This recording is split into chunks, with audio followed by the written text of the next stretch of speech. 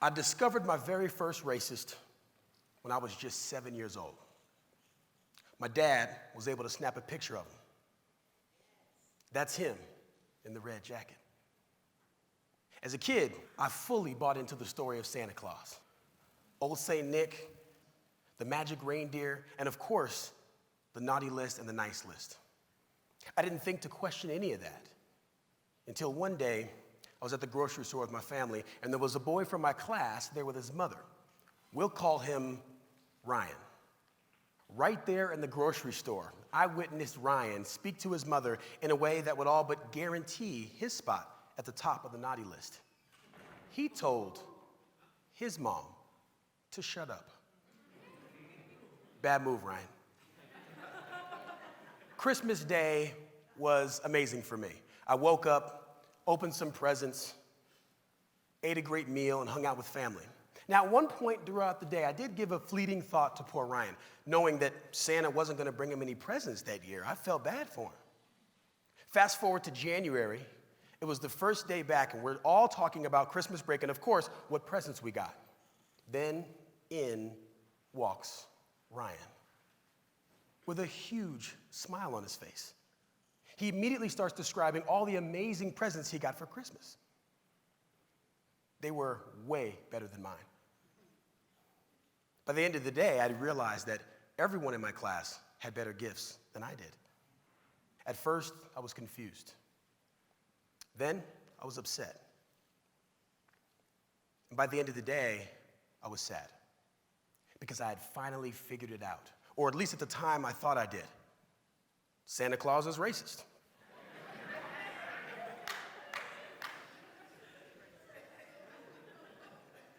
So when my dad came home from work and saw me in tears, I told him, Dad, Santa doesn't like me because I don't look like the other kids. Then my dad was sad too because that was the day he had to choose between letting his son believe that Santa was racist or telling his son that Santa wasn't real.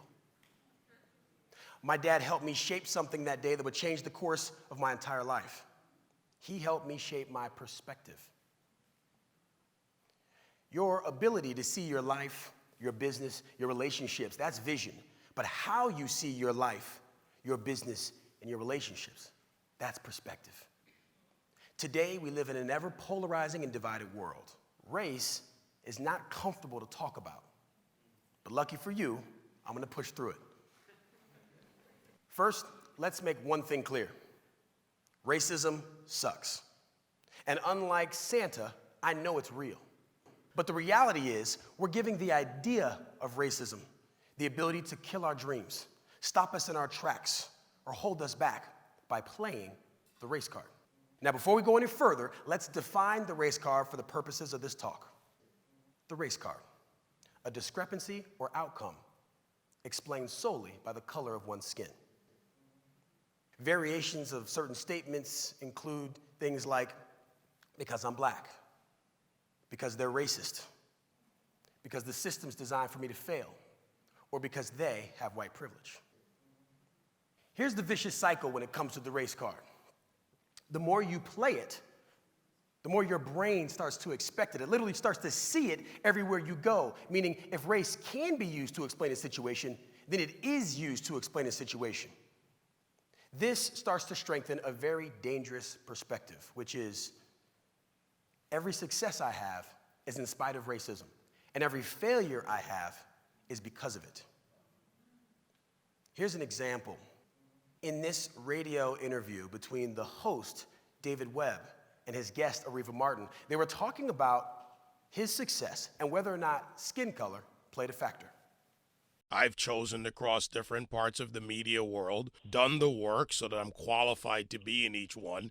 I never considered my color the issue. I considered my qualifications the issue. Well, David, that's a whole nother long conversation about white privilege and things that you have the privilege of doing that people of color don't have the privilege of. How do I have the privilege of white privilege? David, by virtue of being a white male, you have white privilege. This whole long conversation, I don't have time to get into it. Ariva, I hate to break it to you, but you should have been better prepped. I'm black.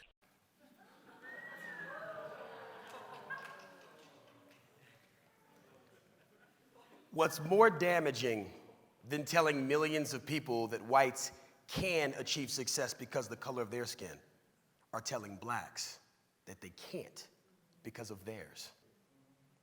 The race card just isn't a very reliable or dependable way to explain inequities. Take me and my childhood friend Timmy, for example. Timmy graduated high school with a 4.85 academic GPA and went on to earn 2 degrees from MIT. I was fortunate enough to have the right frame for football, which helped me earn a scholarship. But without that scholarship, there was no plan for me to go to college. How would you explain the different paths? Timmy lived the perfect suburban life. Both of his parents still married, both college educated, lived in a nice 2-story house. They would sit down for family dinners where they discussed the day's events over a home-cooked meal. My reality was much different than that. Neither of my parents went to college. We lived in a small apartment with me, my dad, and my brother. Mom wasn't around for very long, and we worked hard to make ends meet, so most of the family dinners that I had were with other families. Is this who you pictured? This is me and Timmy from several years ago. As an adult, he goes by his real name, Timmy Tope. His parents immigrated to the United States from Nigeria in 1980, and they carried with them the words of his grandfather, Ishe Niogun Ishe, which translate to, hard work is the antidote to poverty. Maybe that's why Timmy Tope studied an average of 4 hours every day during the summer. Me, I studied an average of I didn't study during the summer. These words were passed down from generation to generation in the Yoruba tribe, and it helped to shape their belief system. For many black Americans like myself, what gets passed down from generation to generation is much different. Take my own grandfather, for example. He passed away earlier this year, but I was fortunate enough to capture his amazing life stories on camera when I interviewed him for my documentary. I felt inferior to white people. I figured they were better than me because I saw black people working for white people, but never the reverse. And they owned everything, and they could go in buildings that I couldn't go in. I guess it does something to your brain that you say, hell, they're better people than I am. After all he went through, he still taught us to take ownership of the outcomes in our lives, to let our resourcefulness make up for any lack of resources, that we always get a say in what happens next, no matter what happened in the past. I know the history is real, and I know it's painful. But if we want better outcomes for ourselves and for the generations that come after us, we must reprogram this default way of thinking. So I developed a 4-step system that has helped me and thousands of others replace the race card with an empowering mindset. Step 1, remove race from the equation. Step 2, add data. You're looking for other plausible explanations here, so keep adding data until the discrepancy can be explained without race. Now, if you've exhausted all options and you still can't explain it, you might be dealing with racism. But even if that's the case, you still want to move on to the 3rd step, which is ask the question, what can I do to improve my results? And step 4, take action on what you discover. It's simple, but it's not easy. What makes this so challenging, besides all the signals from the media encouraging you to play the race card, are statistics. I was at a networking event a few years ago, and one of the other only few black men in attendance approached me with a warning. He said, hey, bro, don't even bother. Don't waste your time, man. These white folks ain't treating us right. I said, what do you mean, man? What's going on? He said, well, it's like they can't wait to get away from me. I see them talking to each other, and everything's good. It's all smiles, but as soon as I start talking, they all of a sudden have to use the bathroom or go make a quick phone call. I'm not stupid. Now, the minute he started speaking to me, I knew exactly why this was happening to him, and I had to help. So I leaned in, I said, hey, man, there's really no easy way to say this, but It's not because you're black. It's because of your breath. It's real bad. Lucky for him, I had some breath mints. And based on these events, I have concluded that breath mints reduce racism by up to 83%.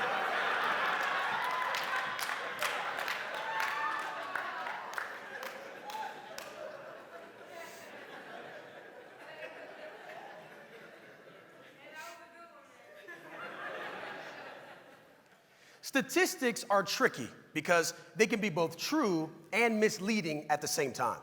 For example, according to CB Insights, blacks make up less than 1% of venture-backed companies. That's a true statement, but it becomes misleading when you begin to believe that racism is the reason. Look, I'm in that sacred group of black entrepreneurs that convinced the white man to part with his hard-earned cash to invest in my dream.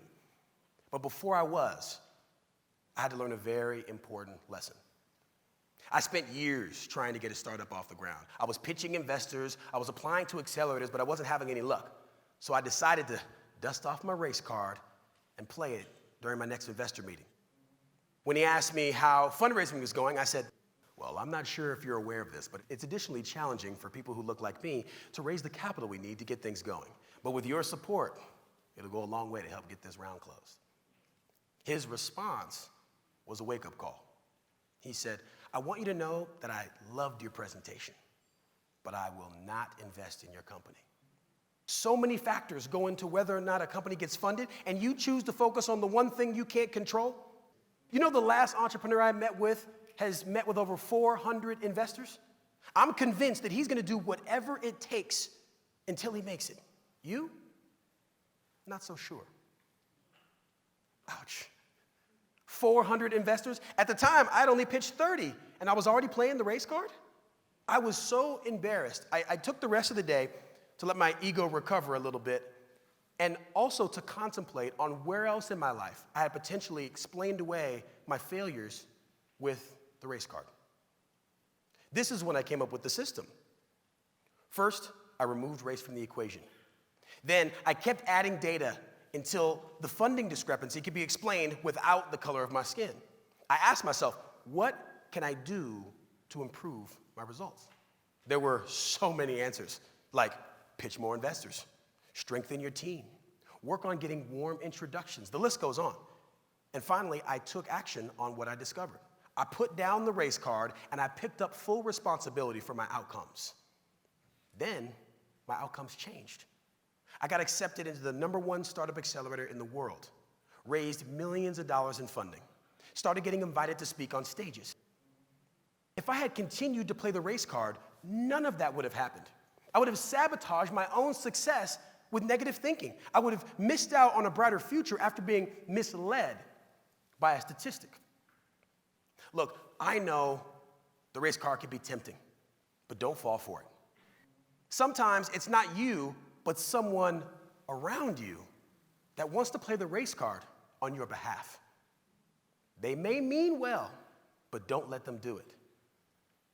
I was on a flight from Charleston to Houston earlier this year, riding in the first-class cabin, and I struck up a conversation with the gentleman sitting next to me. I was actually telling him about this very talk, and the flight attendant started to take orders for dinner.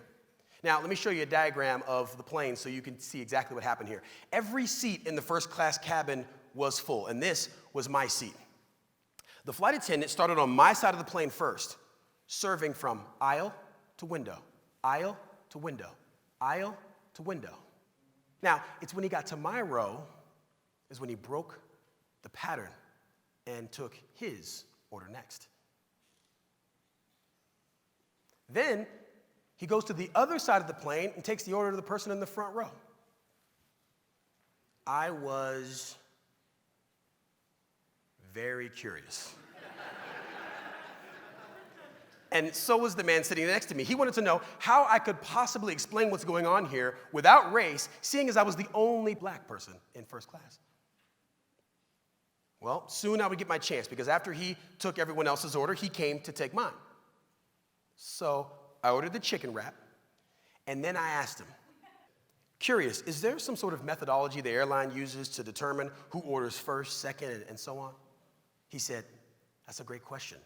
We actually do this by flight status. So, wow. I immediately took advantage of the in-flight Wi-Fi to confirm that this, in fact, was true. And it checks out. The steps worked. But imagine for a second if I hadn't took the time to look for other plausible explanations. I would have assumed that he was racist. I would have told my friends and my followers about my experience. But worse than that, I would have left that plane feeling like a victim. It takes discipline to do the steps because when emotion gets involved, things get complicated. Over the past 5 years, I've coached over 200 entrepreneurs that most people would label as underrepresented. My co-founder and I would facilitate online 6-week boot camps where we walk them through how to start and run successful companies and persuasively pitch to investors. Then we came back for a 2-day in-person workshop where we dove into their business challenges. This is typically where the race card presented itself. But we didn't accept that. Instead, we empowered them with the mindset, the strategies, and the resourcefulness they needed to succeed. And it's working. So far, they've raised millions of dollars in funding, gained acceptance into top accelerator programs, generated millions in revenue, and created thousands of jobs. The race card can't do that. And when you have the right mindset, racism can't stop it either. In a social media post, Will Smith talked about the importance of understanding the difference between fault and responsibility. It's not your fault when unfair circumstances knock you down. But it's always your responsibility to pick yourself up, dust yourself off, and move yourself forward. I've seen firsthand the impact that mindset can have not only on my own life, but in the lives of those around me. But I wanted to dig deeper to understand the impact that historical oppression has on modern-day disparities. More specifically, the disparity between race and wealth in America. This is where the idea for the Dark Dollar documentary came from. The crew and I spent 2.5 years traveling the country asking people this question. What's the biggest problem facing Black Americans? Now, with all the focus and attention that the media gives to racism, you would think it's a shoo-in for the top spot. It didn't even make the top 5. Here's what did. Father absence, financial literacy, poor education, no community support, low self-esteem. I had the pleasure of interviewing an incredible businessman by the name of John Hope Bryant. He's a champion for financial literacy, and he's advised 3 sitting presidents. Listen to just a tiny portion of our interview. There's a difference between being broke and being poor. When the minute I shook your hand, look you in the eye, I knew you weren't poor. Who knows how much money is in our pocket, but I knew you weren't poor. To be broke is economic, but to be poor is a disabling frame of mind, a depressed condition of your spirit, and you must vow never, ever, ever to be poor again. Did you hear him? He said to be poor is a disabling frame of mind, a depressed condition of your spirit. You know, in a 2.5-hour interview, one thing he never did was play the race card. Not once. Instead, he focused on empowering people to participate in their own success. If you find yourself defaulting to race when things don't go your way, I have a challenge for you. Let the race card expire and replace it with something better. Because when your mindset is better than your misfortunes, when your actions make your intentions clear, when your strategy outperforms your setbacks, when you respect your time as much as you respect your money, when your environment supports your goals, and when your resources pale in comparison to your resourcefulness, it's at that point you'll realize that the race card provides no benefit and therefore has expired. My name is John Guydon, and if you didn't like this talk, it's obviously because I'm Black. Thank you.